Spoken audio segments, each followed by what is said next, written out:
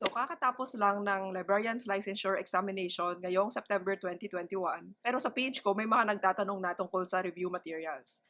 So in this video, I would like to talk about review centers versus self-review at ano ba yung mas maganda. In my own experience, I enrolled in a review center but at the same time, I also set my own schedule to study by myself. So I just didn't rely on the review center. However, review centers have a lot of advantages. Number one, ay meron silang review materials and resources. And sometimes they make their own review materials na hindi mo pa nakikita sa iba. So these review materials can be useful for your review. And next is meron silang teachers and lecturers. And minsan, some teachers explain some concepts better. In my own experience, may mga concepts akong mas naintindihan kasi may ibang nagtuturo or iba naman yung perspective or understanding niya about sa topic. So for me, this helps me retain information better. Because they have instructors, if you have questions, you have someone to ask. And next is, since you paid, you will be forced to attend. So in my own experience, for example, when I was trying to lose weight, I signed up at a gym na may monthly membership. So, kasi binayaran ko, I was forced to attend. So, I really lost weight that time. So, the same thing, kasi binayaran mo yung review center at tinatamad ka, sometimes because you paid, you will be forced to attend kasi nga binayaran mo. Para nga sa mga medyo tamad or medyo hindi maganda yung time management, minsan mas may advantage na may consistent schedule ang review center for the review. Pero meron namang iba na hindi nag-enroll sa review center kasi nga meron ding disadvantages. One is may babayaran ka nga. So sometimes, if you have tight finances, mahirap nang mag-enroll sa review center at pipiliin mo na lang mag-self-review. And ngayon, meron ng mga online review kasi nga dahil sa pandemic, but before, during my time, talagang pumunta ako ng Maynila and stayed there for some months para lang mag-review sa board exam at mag-take ng board exam kasi nga nung time na yon wala pang review center dito sa amin. But right now, there is a testing center here in Iloilo City. And next is time. Sometimes you have a lot of responsibilities and you don't even have time to go to a review center. But I learned that the review center is only for reviewing. It's not really a good thing na pagdating mo sa review center, parang dun mo lang narinig yung mga subjects mo.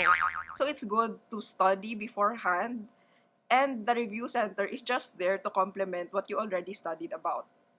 So in my opinion, all review is still self-review. Kahit nag-enroll ka man sa review center or nag-self-review ka, hindi naman yon meaning na nag-enroll ka, papasa ka agad.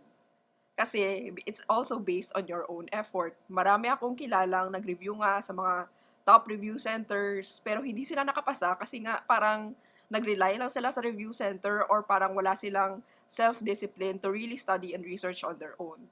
So aside from the review center, talagang naghanap ako ng mga online classes, other online resources, para mas lalo kong maintindihan at mas ma-retain yung information about a certain topic.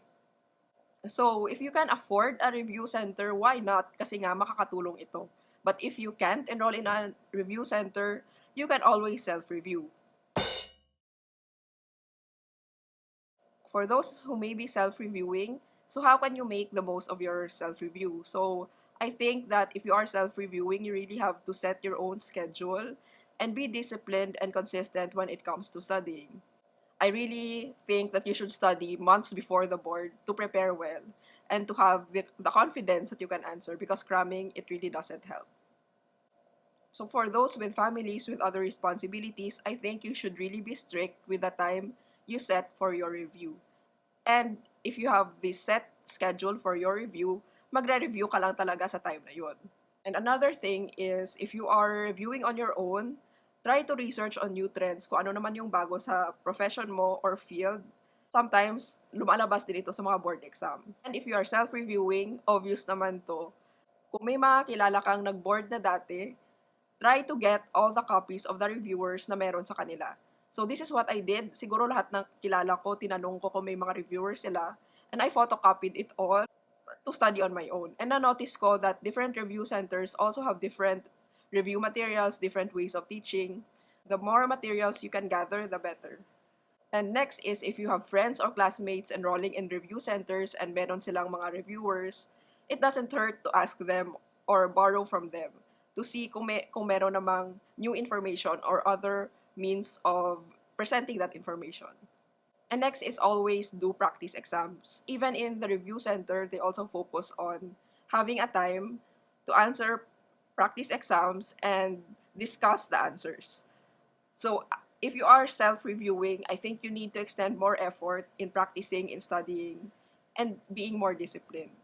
But actually, if you just self-review, guys, there's a lot of people na nag-top 10, baka may mga nag-review rin ng top 1, na nag-self-review lang without enrolling in a review center. Self-reviewing is good, but you need to have self-discipline. So, as I said, all review is still self-review, whether you enroll in a review center or not.